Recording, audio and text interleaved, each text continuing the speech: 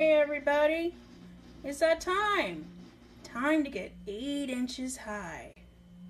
With me, Esquire. And my guest today is Nicky Urban. Reveal! Hi Nicky! Hello! Finally, the doll you were meant to be. Oh my gosh. I saw this doll and I was like, oh man, this is me. Here I am. This is the one I used for you in the Total Eclipse of the Heart dance video choreography that kind of inspired all this. Oh. So it's just meant to be for you to be here. I love this dress. Thank you so much for letting me borrow it. Thank you, Emma Felicity, for providing it. And also I hope you don't mind that I'm a trash person and I'm having my feet up on your table. No. Kick your dukes up. My dukes are kicked. I don't know if the feet are dukes, but they should be. I think dukes are like arms, right? But I think... Well, what if you don't have arms? And dukes is a discriminatory term. Yeah, you're right. Dukes it is. Dukes it is. I'm Dukes, punching my feet. I think Dukes is kind of like John in Philly. John and Philly. Like JAWN. Like this John, that John. I have never heard this term before. Okay, somebody on my sketch team, FEMMEBOT PhD, first Sundays of every month at 8 p.m. at the Pack Theater. Why, isn't that this Sunday, Nikki? Well, yes it is. 8 p.m. this Sunday, FEMMEBOT PhD. Anyways, this girl Julia on the team, Julia, she introduced us to like this phrase like, this John, and we thought like, at least I did, I thought it was John like a person. But no, it's like this term in Philly that just like sort of applies to like everything. Oh, it's a Philly term? It's a Philly term. That makes sense. Yeah. Philadelphia's weird. From what I hear. It's its own brand of toughness. It's kind of like all the toughness of New York, but none of the New York. That's awesome. I have never heard it described that way, and I've never been there either, so I don't know. I mean, the furthest northeast I've ever been is Orlando, Florida. So do not take my word for anything. I'm just talking out of my ass. I go by impulse. I think that's what comes from having glasses, and people's like, "You're smart," and I'm like, "Okay." Let's see what happens. You're the one assuming way too much of me. It is really funny that people assume that glasses equals smart. Yeah. And to be fair, I have really good, smart-looking glasses. Like, it looks like I'm, like, hanging out with Kissinger all the time. And to be fair, Eve, you are hella smart. I am pretty smart. I think I faked my way into actually being smart. Fake it until you make it. You may also hear the sounds of little children and thumbs from my upstairs neighbors. It's a reality I live with. There's 2 little girls and a tiny doggy. Yes. And I have nothing. No, so we all know about that sweet apartment life. I used to live in a trailer, and I thought, living in an apartment's gonna be so cool, because it's your own little compartment, and your walls are thick. Nope. No, that's a lie. I'm very lucky that that for some reason nobody has complained about me at my apartment building. Who complained about you? I mean, people who like sleeping late at night without hearing the sounds of moans. Well, if they didn't want to hear the sound of moans, they wouldn't live so close to the $1, $3, $5 clothing store. Oh, I'm not sure how that... It's all stripper wear, because I tried going in there. So if you need like cheap, like, throwaway, this is great for pack people. It's like the phallus of stripper wear. Oh, good to know. Yeah, and also like just down the street, because I call that street Victory for Who. Victory for Who? Yeah, I think that every single time I pass it up here in the valley, it's like, Victory for Who? Yeah, like there's Stargirls, Mirage. Ooh. Yeah. Maybe it's Victory for Bob Hope. Fun fact, Bob Hope, responsible for a lot of the valley. No, I believe like that. the popularization. Ooh. So they say. Yeah, because I know Pasadena was the Beverly Hills of the valley. Ooh. So the rest of the valley really needs that. Yeah. Burbank is pretty nice. Burbank's great. And also, oh my god. You know that area, like, where there's, like, play clothes, unique vintage? Yes! You know, the really cool stores? That is being threatened right now. Yes, Magnolia Boulevard, like the area, what would you say, between also Victory. That's a weird thing about Victory. It goes east to west and north to south. I know, it's like the San Vicente of the Valley. Which, San Vicente is my least favorite street in all of LA. For that very reason, I'm like, are you west and east or north and south? Make up your mind. If only we could be like New York, where everything is... on a grid. Yeah, but also east, west, north, south. Because it's all like crooked, right? Yeah. It's not like really, like, it's not like true north, right? Right. But again, it's like a 5 square mile, like, it's not a big place. It's big, but it's not... That's true. It's smaller than you think. Again, the furthest northeast I've ever been is Orlando. I've never been to New York. As I think I said with Sarah Clark Chan, my information on New York City begins and ends with Stacy from the Babysitters Club. Oh, yeah. Good reference. Right? That's awesome. Tell me more.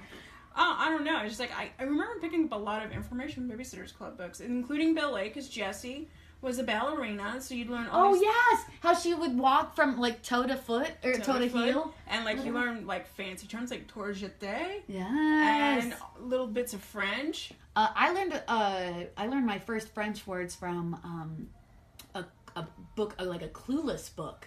Ooh. It was, like, basically, like, the third Clueless story. So you had the first Clueless story, which was the movie. Right. And then the second one was, like, this book where it was, like, I didn't read it, but I guess it was, like, the gang went to New York, like Ty went off to New York and they followed her. And then the third one is where like Cher is going to like meet family in Paris and Josh is also going to college there for a semester. No, at the Sorbonne? At the Sorbonne, doing some environmental testing. Right, that's where you do it. You do it in Paris. Of course. And her cousin asked her, do you have a bow? And she was like, and Cher was like, she was like, her thought process was like, a bow? What is this? The 80s? A bow? But then she was, of course, very nice about it. And then the cousin explained, no, a bow, like a boyfriend. Ooh, isn't that's fancy? Yeah. Do you have a bow? Do you have a bow? Oh, that book was great. So they all went to like, there were great jokes in it, like Cher was packing a suitcase full of Evian, and somebody was like, I think it was Dion. Dion, yes. Dion was like, yeah, Cher, where do you think they get Evian from? Like, Paris. Oh, Cher never changed. Oh, she never changed, even in the book format. Okay, I just had a really weird idea that I'm going to pitch. Anybody can have this idea as long as you make it and you make it well. Recently, as the comedy community very much found out, very much signed up for, and very much did not attend, I think, was the audition for a new Blue's Clues host. Oh, yes. I was signed up to audition. Same here. And then I was like pretty tired. It was the day after. Here. It was the day after my late night show that I hosted at Yes. In Los Angeles here, Which at the was Pack Theater. amazing. Thank you so much. It was so much fun. I wore a dress very a lot like the one I'm wearing right now. Very much like this.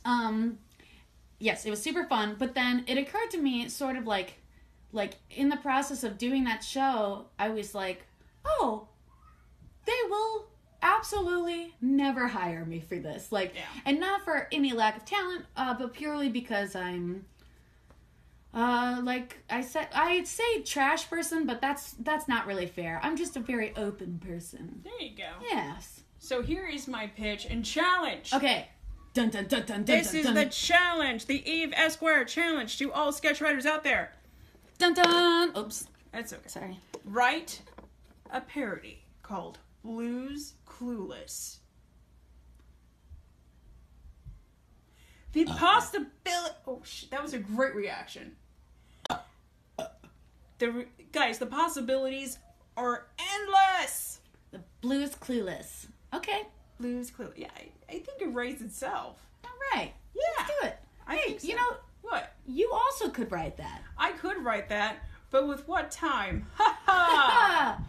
Yeah. Basically, as I think I've told this to a few people, one of the reasons we're doing this doll show, aside from the fact that I love dolls, and as a kid, I didn't have a lot of people coming over and playing dolls with me.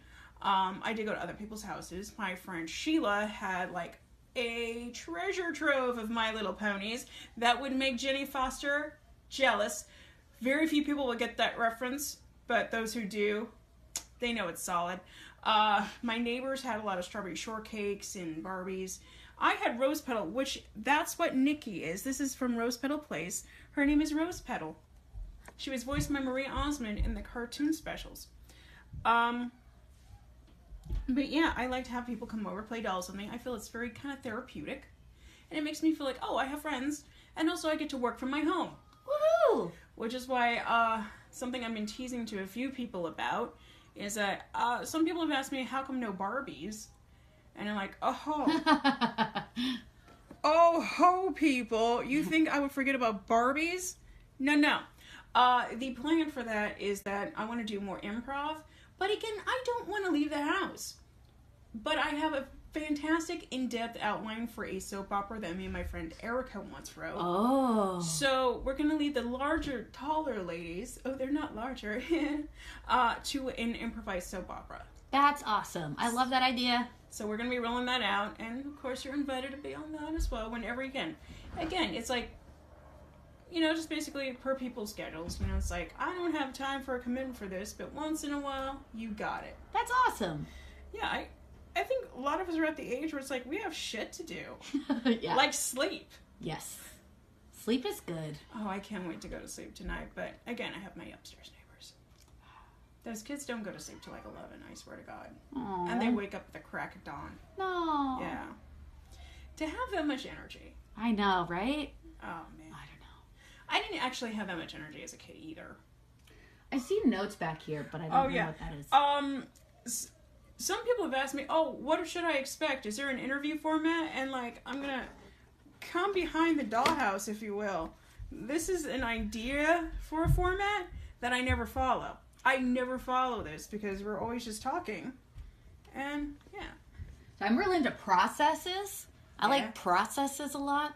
I also enjoy... I enjoy software that helps to make processes easier. Like?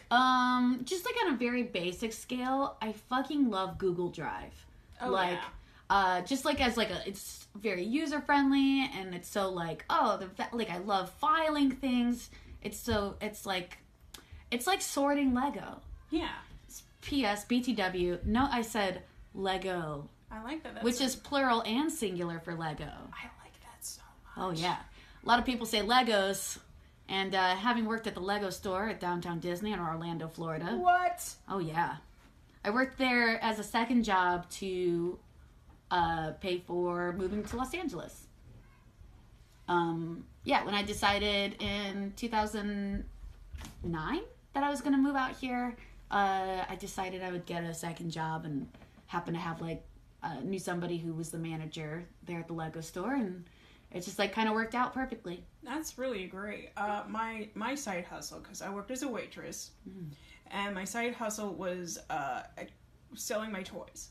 Oh, wow. Yeah, I had amassed an amazing Care Bear collection. Oh, wow. Because at that time, people were kind of discarding them in 92. Yeah. Because it was for babies. But guess what happened in 2000? No longer for babies, apparently. I remember selling a 3-foot birthday bear to Australia. Oh, for wow. $50. And just, that's basically, I kept all my original size ones, but those got lost when I ditched my van that I couldn't afford to fix. Yeah. And it was towed away by a man with a hook for a hand. It's a weird, I love LA. I love LA. I love it. Yeah, good side hustle. Yeah. I was working also in the daytime in human resources at Universal Orlando. Trader! Yeah, I know. But technically Lego was a third-party company. But it did allow me to get into the into all of the Disney parks for free, except on blackout days. They really didn't have much.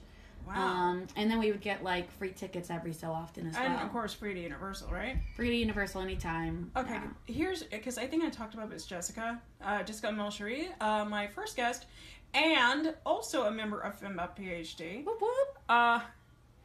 Yeah, Universal LA sucks. Yes. And if you've been to Universal Studios Florida... Oh, yes. Yes. Look, I agree with you. I'm reticent to say that because I did work there as well, and it was probably the most fun I've ever had at a job. Were you a tour guide? I was a studio tour guide. Of course you were. That would have been a great tour. Oh my god, it was so much fun. I had really bad like bits in it. Like I'd be like, you might remember that bridge from oh fuck, what was that show? From Quantum Leap, starring Scott Bakula. I'm Scott Bakula. I want to save your life.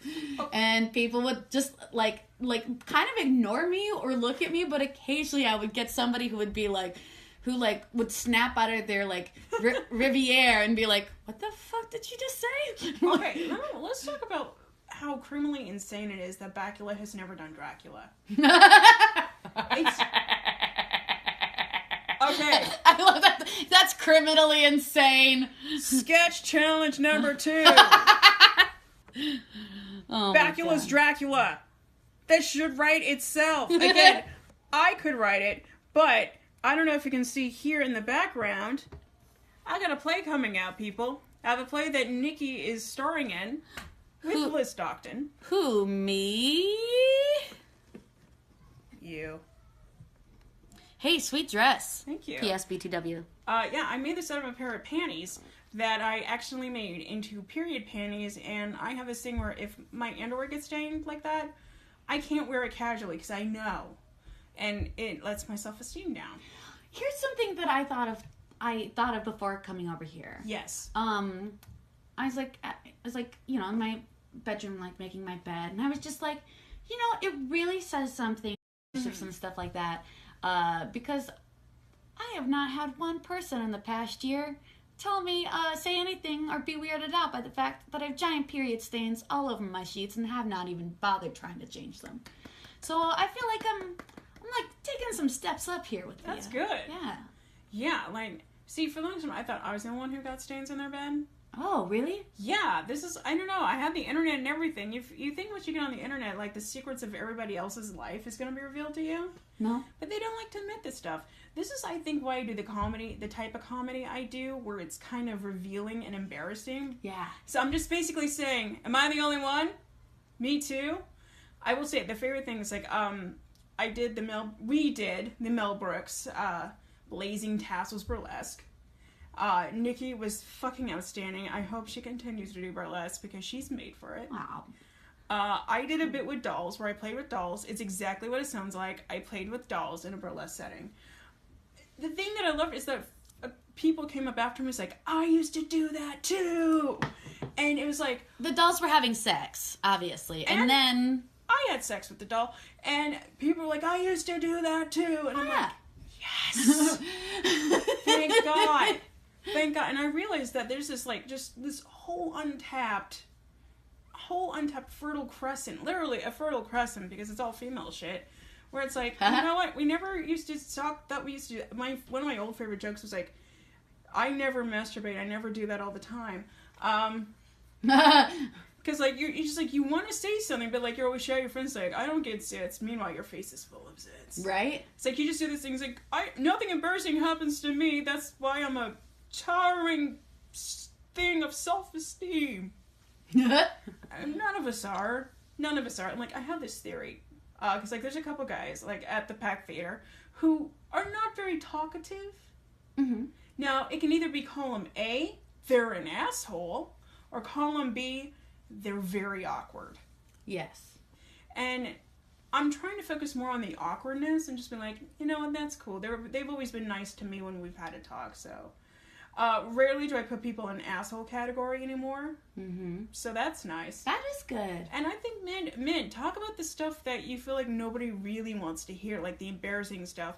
We know you masturbate all the time. I think once you hit a certain age, girls have already figured this out. You just, you just do it. We know. It's no secret. That's one thing the internet... Actually, see, there's so much about men's sexual habits that are revealed to me. Nothing about female sexual habits. Oh. Yeah. But yeah. I guess, for me, I had always kind of taken on, like an open book sort of thing about that.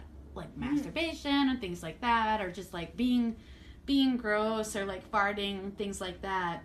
You also had siblings, though. I did have siblings. That does make a difference. And like, just like pot smoking parents, like they, you know, like, yeah.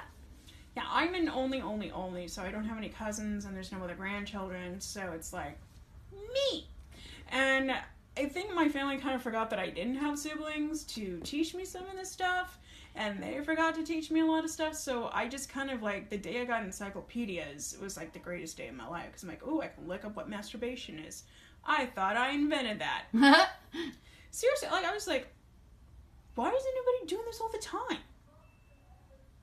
I don't know. Maybe I overshared. No. Maybe I overshared. You didn't overshare. I'm just like, huh? No, you're just like, yeah. Oh, I realized I responded in a facial expression, which none of you can see because I'm a doll right now. Oh, man, there's so much action right now with the dolls. It's like people are like, whoa. Action-packed episode of 8 Inches High. What's going on? Blowing my mind.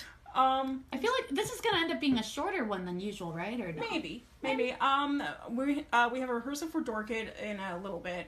Everything got started a little late because Victory... for who? That's just what I'm gonna call your street. Victory for who? Was like cut off because like there was a motorcyclist who like ripped it. Yeah. Just ate asphalt. Maybe they're dead.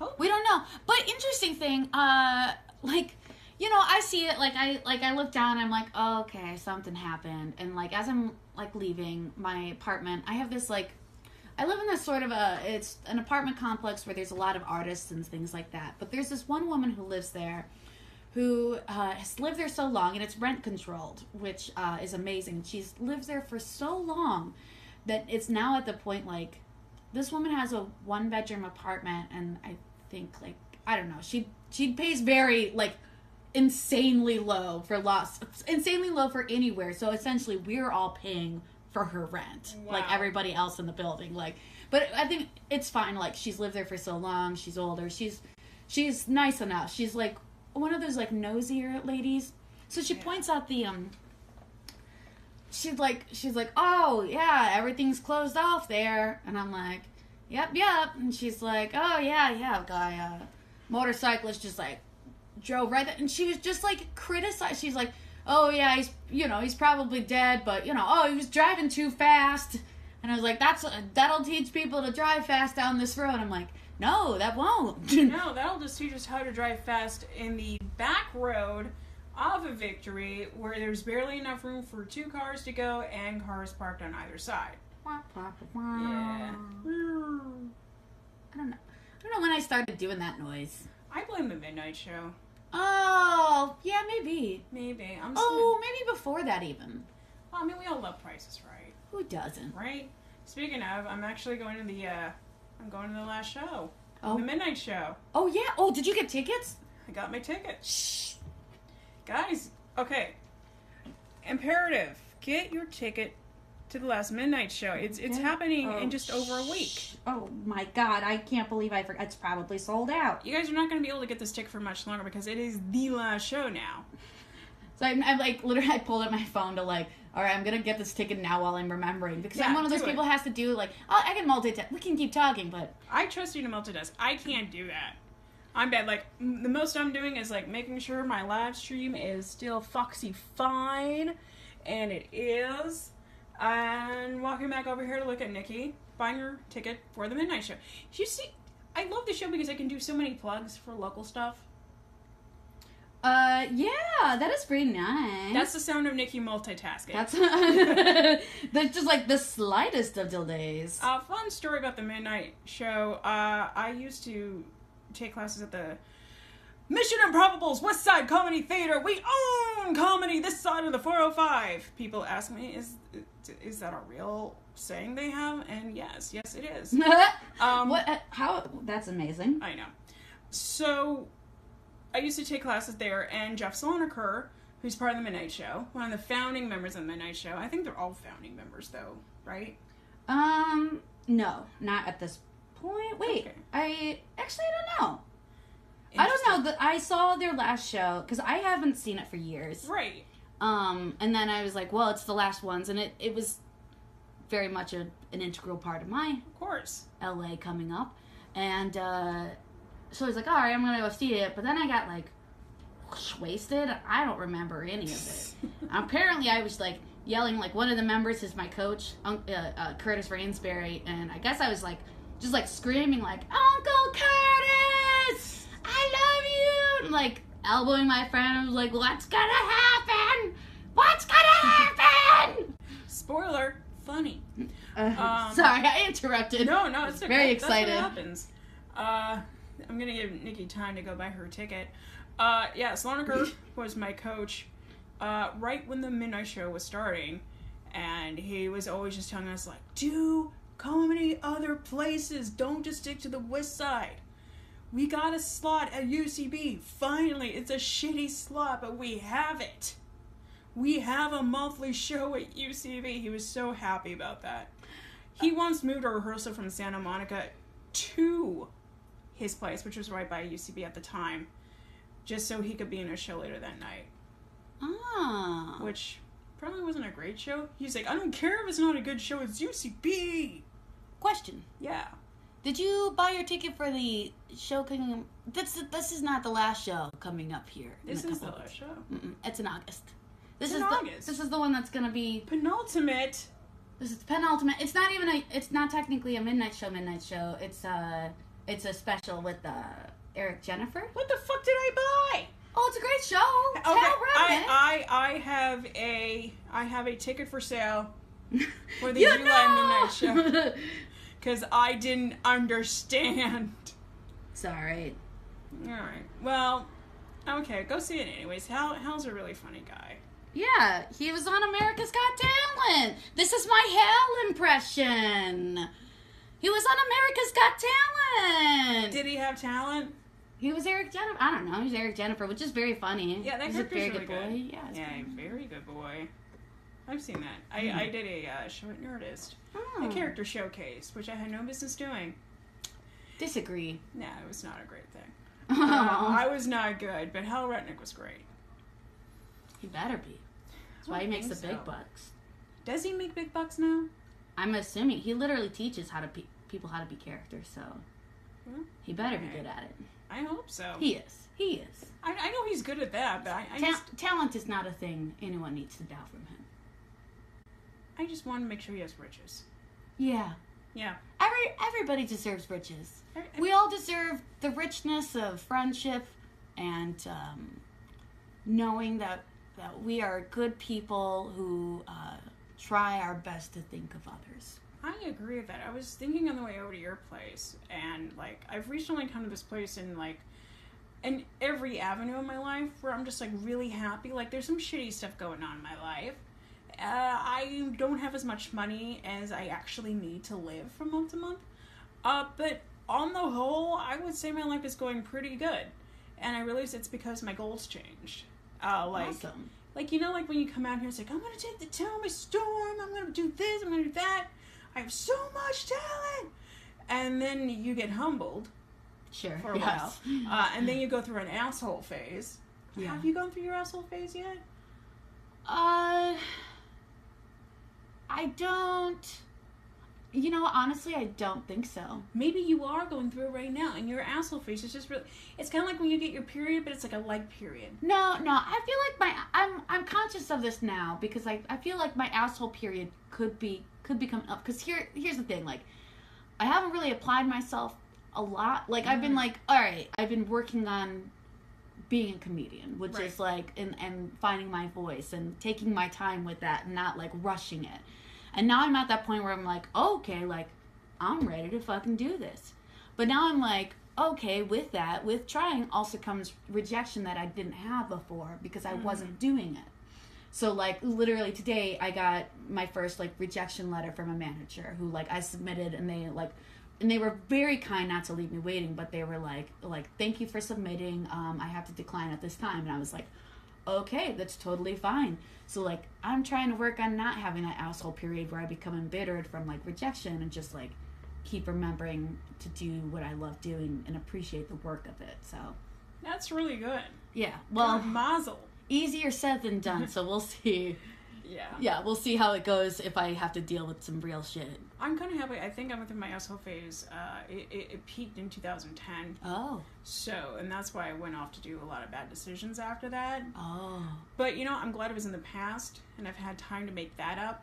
And Yes. I realize now it's like, oh, I can focus my energy on just doing what I want. Like this year, I just said, what is it that I want to do? I want to direct. I'm still kind of pending for the Pack Theater to direct. Challenge by Esquire. If you need someone to direct your sketch or whatever, why not me? Come check out my show, DORKID. See my skills. If you like it, hire me. Can confirm. She gives excellent notes. Thank you, lady. Yeah, you give acting notes. You talk about the what's that acting term? Objective? Yeah, objective. Yeah, point of view. Yeah. Yeah, because I'm a dork, and I think really good acting makes sketch better. Yeah. Like, I'll pay somebody a I agree. compliment. I'm not going to shit talk people this podcast because I'm with you, Nikki. I'm going to give somebody a compliment. Elizabeth Hazehurst actually really impresses me every single time I see her on stage. Oh, yeah. I feel like she's really fucking acting, and it raises the stakes, and it raises everybody else's game. Yeah. Who may be just acting wacky and waiting for a laugh. Yes. But she comes in like, I don't know, it's just like a little rose. She's like a little different smell in the air. Yeah. And I fucking love that. I love seeing people who act on stage and understand that it's still funny. Yes. It's funny, even though you don't sound like this. Although it is fun to sound like that It is sometimes. fun to sound like that. Yeah. And if you can see the person having fun doing that, then you have fun. Oh, yeah. But there's some people's like, this is my only wheel. Okay, so we shit talked a little, but I can't even remember who that is. You didn't specify. You just said, No. this is the thing that, I don't even know if that's somebody at the theater anymore. Yeah. Or just in general. Or it's Connor Hurley. Let's just say it's Connor. No, Connor, you're a doll. Connor. Everybody's lovely. Connor is one of the greatest things. I remember when he said, I did a sketch, our last Dandy show, Fax Genie. Fax Genie. Fax Genie. I love this. And Connor was supposed to come out shirtless in gold pants, and he said, "Can I write abs on my body?" I'm thinking, yeah, draw some abs on your body. That's fine. That's great. He did not do that. He wrote abs. For his like the action letters figure. ABS. Yeah, That's awesome. I saw that, and you know what? I'm just like, you know what? You'll make it work. That's the charm of Connor. Not something in the other direction. However, I think if Connor fucking did it and 9 o'clock. 9 o'clock, yeah, don't worry. I'm When down. Liz gets here, I'll get a text. Okay, good. Oh, yeah. I gotta watch. I see you guys. I gotta watch. It lets me know stuff. So if you see me on stage looking at my watch, I'm not trying to tell the time. I'm just being an asshole and seeing if I got a message. Damn, you fancy. I am fancy. Well, I got this for free. Oh, well, even fancier. I think so. The only thing better than getting a gift, buying something for yourself, is if it's free. That's right.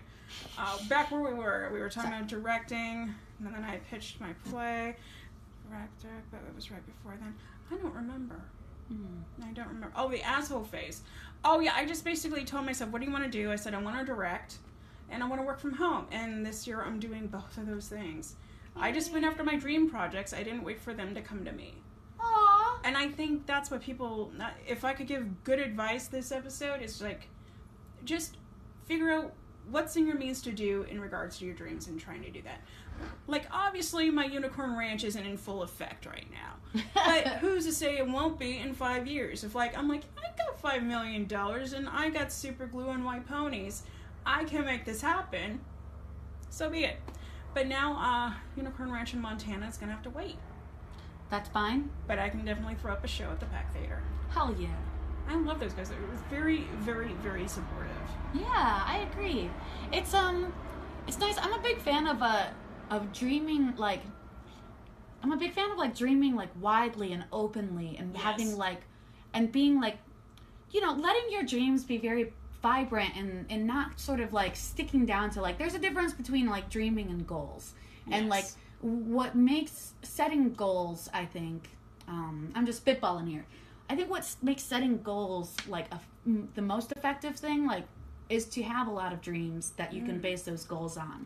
Because then you can be a little more flexible when you have to deal with disappointment. So that's my advice, is to dream a lot and to really think a lot. And I think in adulthood, I don't know, I've been seeing this a lot lately of people like my friends and, like, people that I love who get very stunted in their own heads of, like, what they think is possible for them. Yes. That makes me so sad, because humans have the capability to do so much. Our brains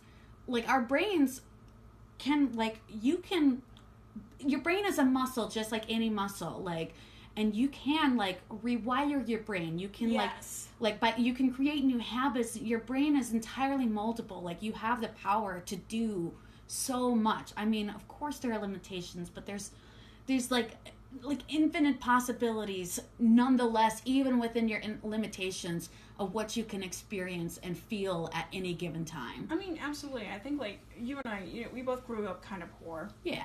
To say the least. Yeah. And it's like, for me, every step I take, I'm just like, even living in an apartment as shitty as this one, I'm kind of impressed with myself. It's like, I'm doing it. Like, the most popular job for people back home is to get a job at a gas station or be a waitress. Yeah. And it's not like an LA waitress, guys. You make $150 an hour plus tips. I'm like, the fact that, like, I'm here, I get to be part of a really great theater. I get to do stuff like this just because of what I put into my life.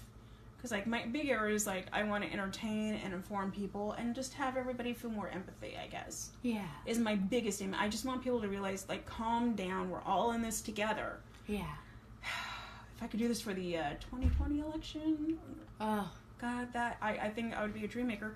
But it's just... Yeah. Aim. Just aim.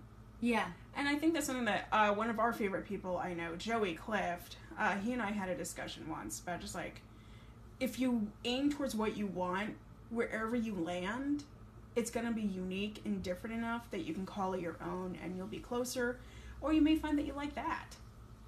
That's pretty awesome. Yeah, it's pretty Joey, too. It is pretty Joey. And I think I'm really drawn to people like that, too, because, like, people who are like, I'm not big into type A people. Yeah. Like, have, like, you know, these, like, just so many I feel like their life is scheduled. Yeah. And their big question in their head is, like, why am I not a thing yet? Or, like, and you can see some people, like, I can see some people times in improv people, like, who really have low self-esteem and then wondering, what am I not getting? And I think the thing is, like, you're not having a good time. Yeah. Figure out how to have fun in whatever way that is. You don't have to fit into some, like, you know, thing that you see somebody else doing that you're like, oh, they're having a good time. It's like, oh, they're having a good time because they fucking figured out what's fun for them. Exactly. And, sorry, am I allowed to curse in this? Yes, of course. Right. I curse like a sailor in here. Yeah, like, I feel very lucky. I like, it's not of course, it's never a bed of roses, you know, like, you know, I work for for a living, you know, I hustle. I work hard. I have an autoimmune disease. I have depression issues. I have anxiety. I get panic attacks sometimes, you know.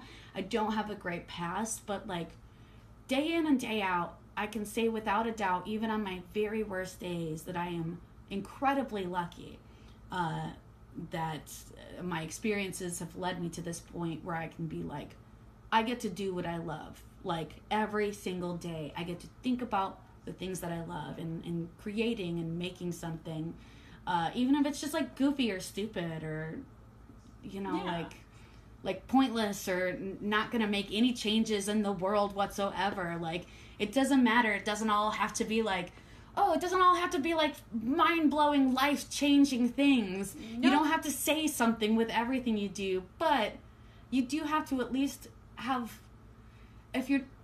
fun, or you have to get something out of it for your soul somehow. Just always have good intent. Yeah, have good intent. Yeah, even when I should talk people on here, it's with good intent. I never judge people on like their person.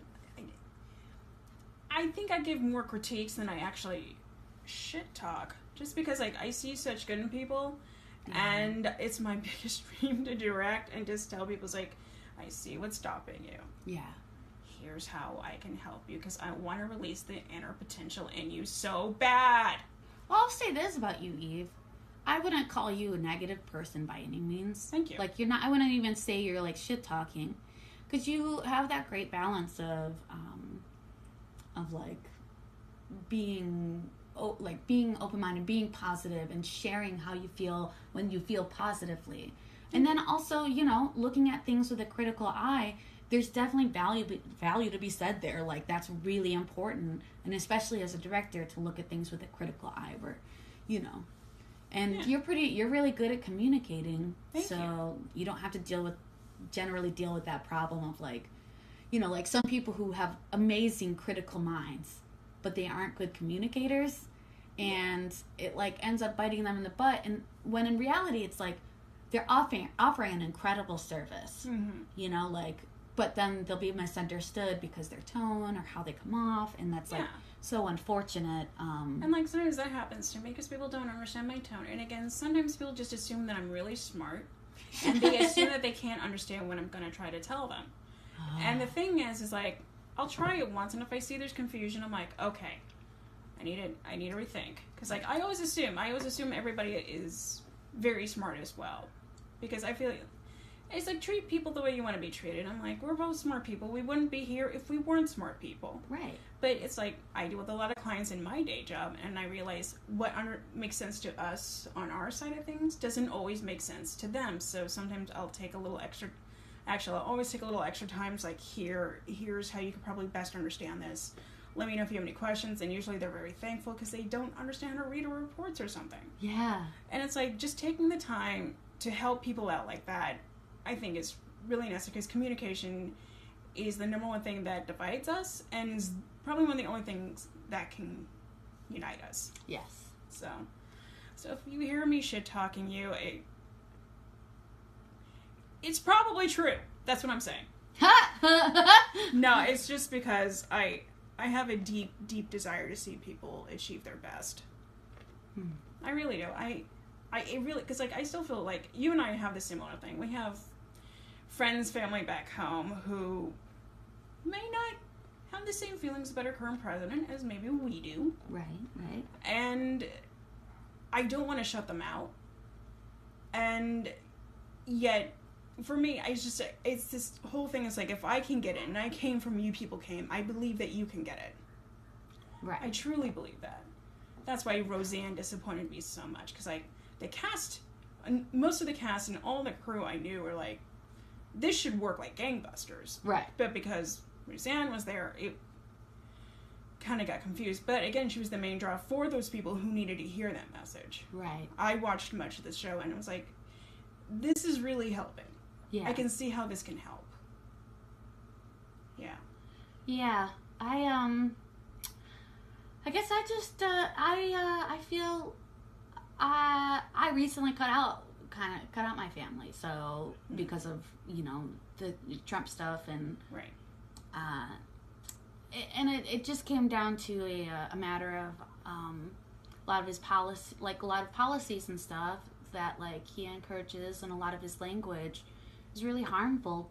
It's dangerous for people like me and for people like my friends. Yeah, and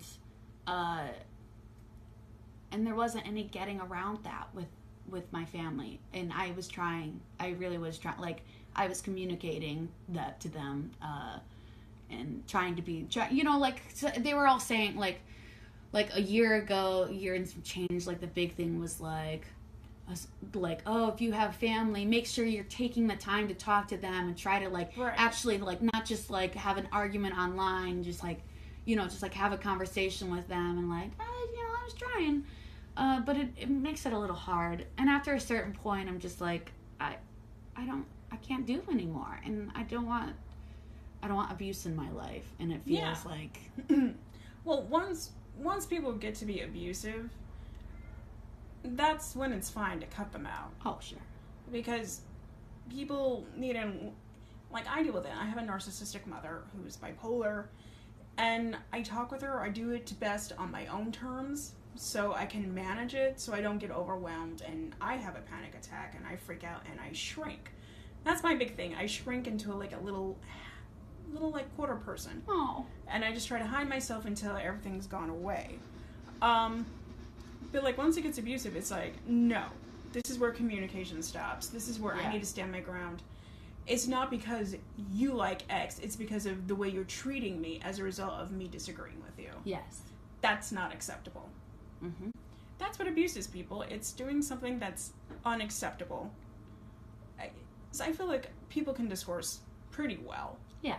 And you don't need to go into dirtiness or anything, or, like, end lifelong family friendships or whatever. But there you go. I feel like a lot of people have, like, a very short trigger, because I feel like I know I've experienced a lot of ego loss, which you know what that is, right? What? Ego loss. Oh, ego loss, yeah. Yeah. Especially being somebody who smokes a little weed, it's just, like, that feeling, for those who don't know, just that feeling of, like, you feel yourself experience some sort of mortality. Yes. And you realize there's so much that's bigger than me that's more important. 100%. And I sometimes feel like people from kind of the areas that we grew up or lived in or where we have family, you don't have a chance to have that, really. No, it's just like working hard all day. It's like you go to school, you get married, you have your kid, and you're focused on your family. You can't think of mortality if you have all those things going on in your life. Right. Whereas if you choose a slightly different path, you may get the experience to try that. Yes. And I think that's just one of the big things that is difficult, is because people can't get out of the first. Right. And I know some of you guys have used drugs too. I know my mom did, and still no ego loss. No mortality. Like, but it helps. I think part of it is, like, who you end up being around, and like what sort of conversations happen. The exchange of information, the communication, and when people start speaking in words that maybe you've never heard before, and like, oh, all of a sudden it's like this new concept has been established. Like, yeah, I'm a big advocate of pursuing knowledge or reading, of course, and, you know, getting to know the reasons why things happen. Yeah, and like, even like with someone like Donald Trump, like, you get to really, he's kind of like the Pied Piper. Yeah. He found a tune that really struck a chord with some pretty, I don't mean to call you simple, but like, you guys are the backbone of America, and honestly, people, like, artists cannot exist without you. I fully recognize that you are the building blocks of this nation, and I kind of want to take care of you as well, but I don't want to take care of you in a way that's leading you off a cliff. Right. And there's certainly nothing wrong with a way of living that is different from an artist's life. Like a simple life where you are taking, just like, you are just literally just living, and what you create is, like, you know, children or whatever, you know, like that's, all of that's totally fine and totally amazing, and like being a service person, like, all of that's super rad and just as valid and important. And it's necessary. It's absolutely necessary. If we had a nation filled with artists, I do not think that would be good. Right. It would not. I mean, you guys are vital. I'm sorry that there's so many people who feel invalidated, and that there's so many people there to support your narrative. And I can understand. Actually, like, I've been thinking about it a lot. Like, I can really understand how a lot of people, you know, in rural areas especially, could have gotten to this point. They're not seeing the things that, like, the things that had been brought to the forefront, I guess what you would call the liberal agenda, a lot of that stuff are things that don't affect them, because it affects a lot of people in urban areas for sure, and a lot of people who maybe, because there are literally just more people, it's just more inclined to happen. But it's hard, because it's like I can understand where they're like, why are you saying you're having a problem? Like, why is there so much attention and focus being put on you? It's sort of like we're all children, right? Mm-hmm. And it's like the government's our parents, and then when like you see your siblings getting gifts, for your birthday, it's like your reaction to it is like, oh, but what about me? What about us? And what about me? It's like, well, we're trying to take care of you too. Like, we're still paying your bills. Right. You're fine. And so I think that's sort of like, in a way, what happened, where they're like, ooh, why are you giving all this focus and attention on gay people? Like, is that even okay? Like, you know what I mean? Oh, my favorite one is always like, well, there was gay people and trans people. How come you don't see them? And like, this is one thing, like, I listen to a lot of Jordan Peterson. I really like Jordan Peterson, but this is one thing that, like, I'm not in agreement with him on, and there's several things as well. It's like, where's the representation of gay and trans people throughout mythology and folklore? And I'm like, number one, in most mythology and folklore in these communities, if you came out as either of these things, number one, you may die. I mean, the Native Americans are a huge exception of trans people. Right. But they're there. And they're depicted in meaning as being there. So there's that, too. In the 1950s, we're not depicting gay people because we're still trying to scrub it off the earth, like, as if we could through media. Right. And when you put on these things that, like, reinforce the idea of a nuclear family, of course, people are like, yeah, that's normal, it's all on TV. Another thing is that, why haven't there been more people getting trans surgeries?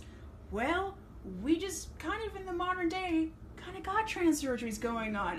Do you want to really go in for trans surgery in the 1700s when it didn't exist? Yeah, right? It's like, you've seen what we did with dentistry back then. You want to try having a transsexual operation?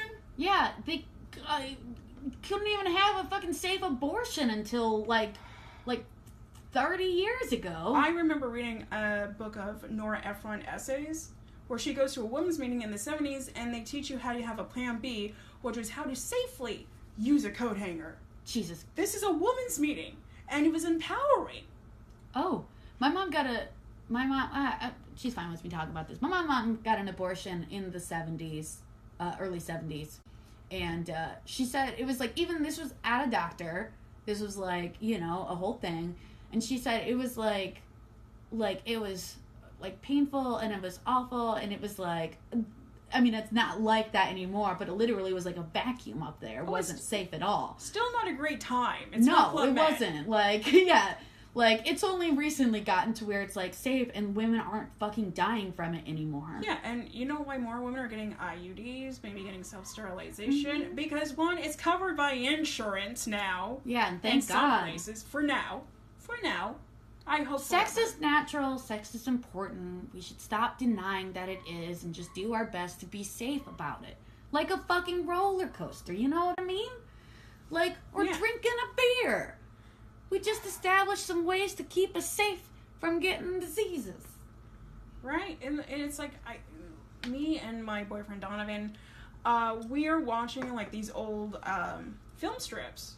Like, it's like Safe Sex from, like, the 40s and stuff. They're more detailed than anything we probably have now. Wow. And it's just, like, basic common sense. The earlier you get treated for syphilis, the better. If you think you have syphilis, you better do the right thing and tell the ladies that you've been with. Yeah. And, like, there's some that go through psychology and men just being bored and, like, encouraging them to go to a psychologist, figuring out what's gone on, and teaching them to reconnect with their family. Because most of this is because I think there's been, especially in, like, between my generation and your generation, a lot of father figures lost. Oh, yeah. Men just not being men. And that's why you have stuff like incels. It's like, why can't I get a date? I'm like, well, take a shower.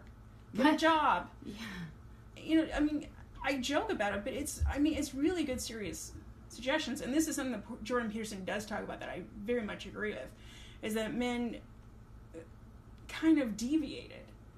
They didn't have that chance to be a man, so they are stuck in being a little boy at age 40. Right.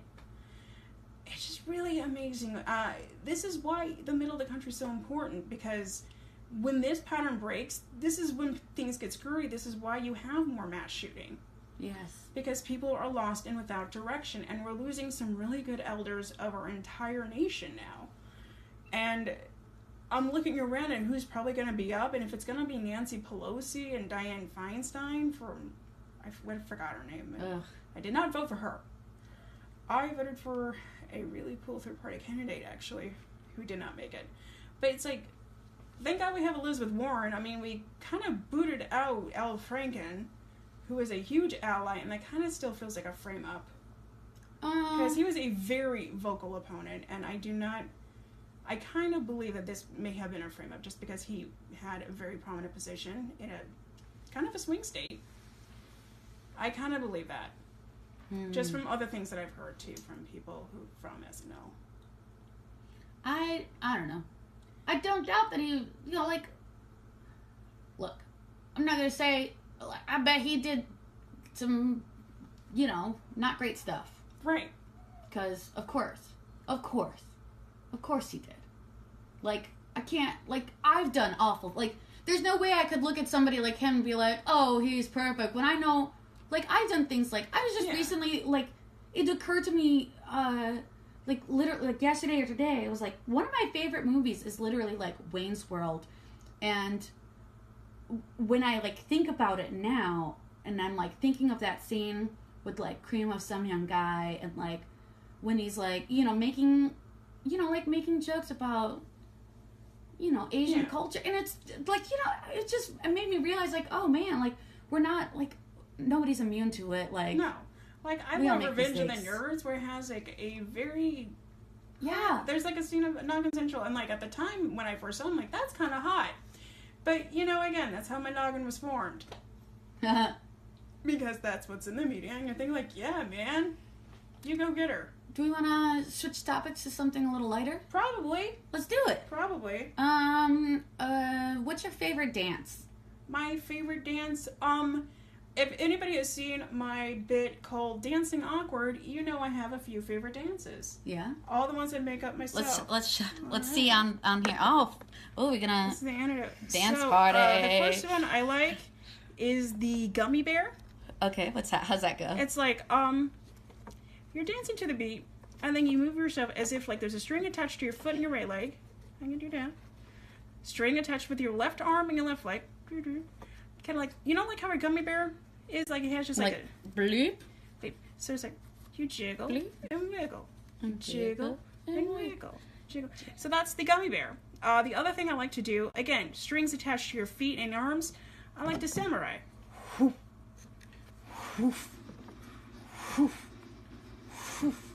And then I usually like to cap it off with a pearls and clutch. Oh, what's that? Pearls and cape, I'm sorry.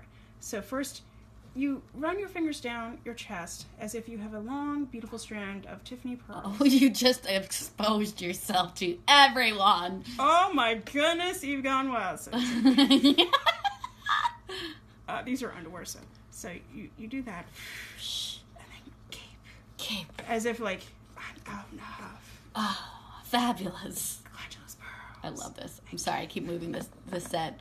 I keep moving my shirt. So yeah. You just can't keep your clothes on. I can't. It's pretty hot. What about you, Nikki?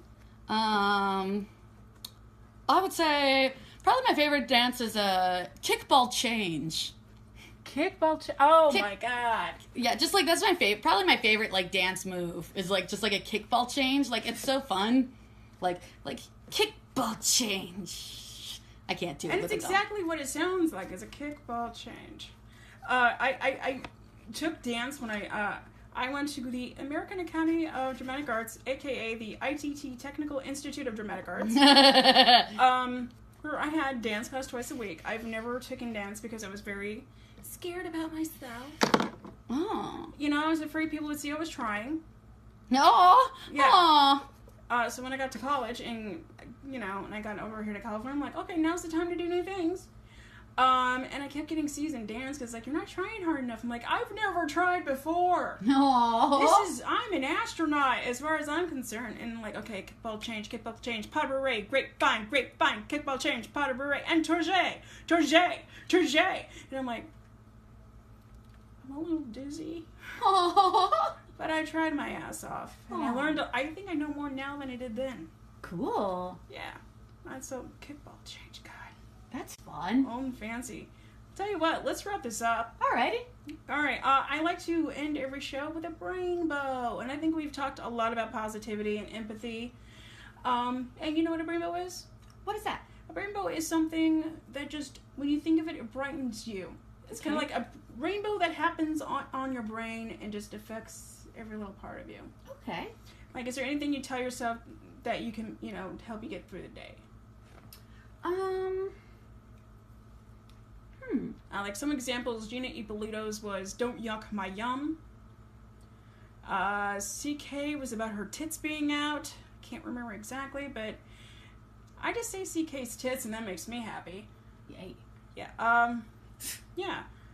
One that I had that got cut off from my interview with Donovan was one that he and I used to exchange often when we were both feeling very filled with anxiety, have panic attacks, and that's that nothing bad is happening. Oh. I mean, yes, bad things are happening right now in the world, but in my immediate space where I have a place to live, I have food to eat, I have friends to be with, I have someone I love very much in my life, I have a job that I'm very thankful for and I love, and I have a community that lets me do stuff like DORKID, July 10th at the Pack Theater at 8 p.m. Always be plugging. Nothing bad is happening. Yeah, I like that. Yeah. I think honestly mine is, it's gonna sound counterintuitive, but, everyone dies. Oh, I love that. It's so the thought of death is a comforting thought to me. It's literally this, no matter what's happening, at some point, you're gonna fucking die, and all of that, whatever has been happening in your brain will be over. It's the one guarantee. We're not even guaranteed life, but we're all guaranteed death. 100%. And that's comforting to me. Everything is guaranteed a death of some sort. Yes. Everything changes. Everything, my favorite quote is, this too shall pass. Yeah. But just everyone dies. I agree. That's very comforting. That is my brainbow. I like that. Sometimes you get through my week, I'm like, things suck now. 1 week from now, they will not suck. Yes. And that's what gets me through. That's the only thing that's okay, I can endure for a little while longer. Nikki, it's been lovely to see you. Thank you so much for being here and being part of DORKID. Thank you. It's my pleasure. It really is. I love this play a lot. Aww. And hugs. Hugs. Yay, because I'm a hugger. Is my top down again? I don't know, but I've got a little hole in my booty. I'm going to make... Booty hole. Little burlesque for you. Oh, don't joke. We're having double burlesque on here soon. Oh, shit. So,